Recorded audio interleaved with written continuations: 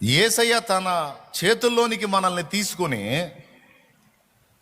మలచడానికి పూనుకున్నాడు. దాన్ని బట్టి కొంచెం ఇబ్బంది కలిగిద్ది మీకు అన్నాడు.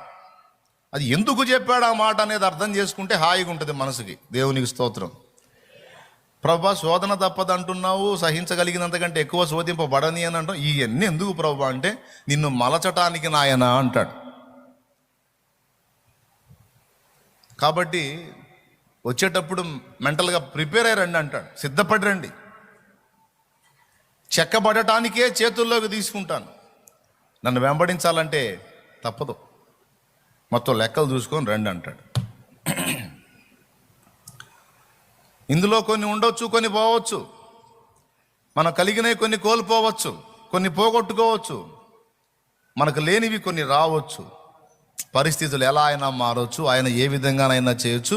నువ్వేం చేసినా పూర్తి హక్కులు, సర్వ హక్కులు నీకు అప్పగించబడ్డాయి. నీ చిత్తమే జరుగునుగాక అని అప్పజెప్పుకున్న వారము ధన్యులము. మనం అప్పజెప్పుకుంటే ఇక సణుగుడు ఉండకూడదు, గొణుగుడు ఉండకూడదు.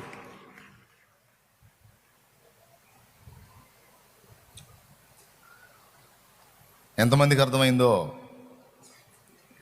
అంతే. అది దేవుడు ఉంచిన నియమం. కాల్చబడకపోతే బంగారం శుద్ధి కాదు. చీల్చబడి మేఘం అక్కడక్కడ తెంచబడి వెళ్ళిపోయి అక్కడక్కడ వర్షాలు పడతాయి. చీల్చబడని మేఘం వర్షింపదు.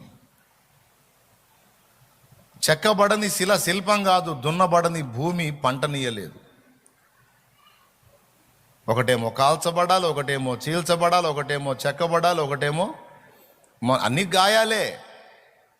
ప్రకృతిలో ఉన్న వాటికి తప్పదు. అదే పంచభూత నిర్మితమైన దేహం కలిగి ఉన్న మనకు కూడా అదే ట్రైనింగ్ తప్పదు. నొప్పి లేకుండా బతుకుదామంటే కుదరదండి.